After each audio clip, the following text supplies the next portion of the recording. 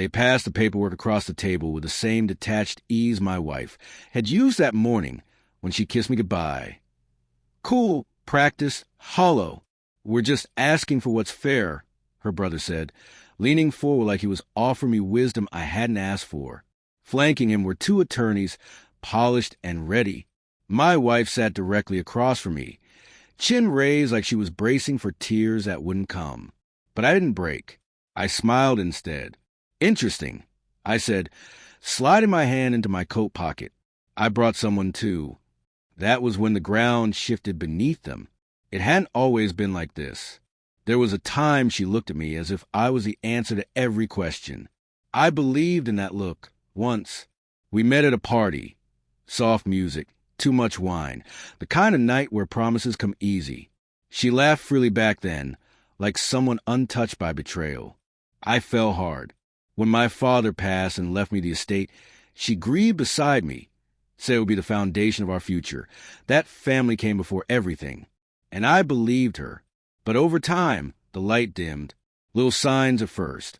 Her phone flipped over whenever I walked into a room. Whispers behind closed doors. Messages sent in the dead of night. The excuses started. Family matters, business discussions, visits to her mother for reasons that never added up.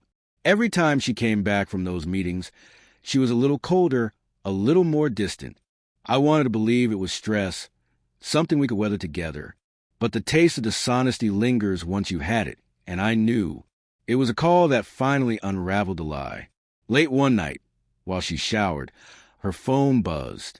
No name, just a number. I ignored it at first, but something didn't sit right. I traced it. It belonged to her brother's burner. The messages I found erased any doubt. They'd plotted it all. If he won't give it willingly, we'll corner him, make him think he has no choice. There were drafts of the documents, plans laid out like blueprints for a heist.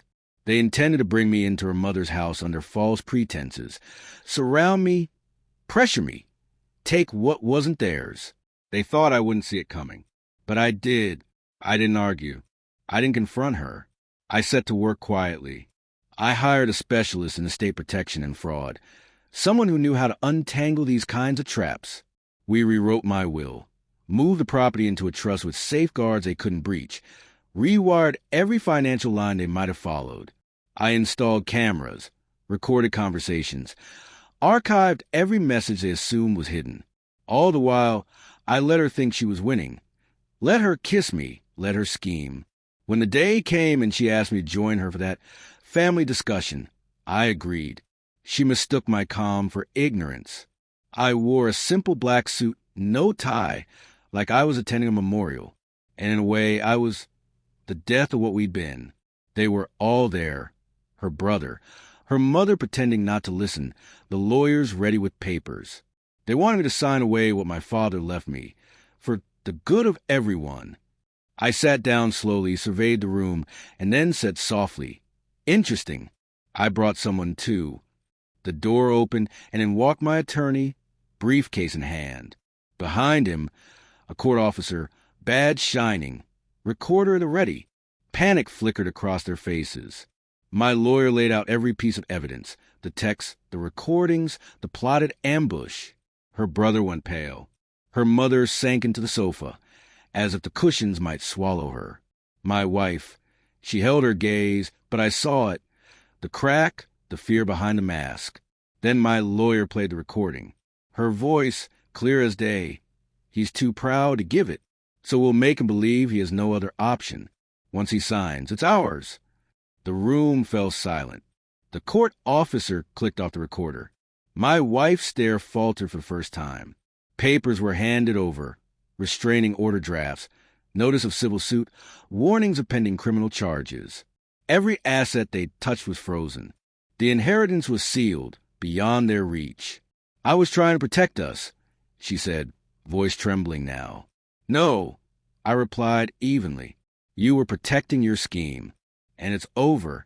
Her brother tried to speak, some last-ditch attempt at spinning the story, but I didn't hear him. I stood, straightened my jacket, and walked out, leaving behind the shouting that erupted as soon as the door closed. I never went back. The house I inherited sits undisturbed, safe. She filed for divorce a week later. Tried to frame herself as the wrong party. The evidence silenced that quickly. Judges don't have patience for liars who come with receipts. People sometimes ask if I regret it, if I miss her, or mourn what we had. What I regret is not seeing the truth sooner, not recognizing the danger disguised as love. I regret the time I gave to someone who saw me as a stepping stone. But revenge? That isn't anger. It's patience. It's letting them build the pit and watching them fall in all on their own.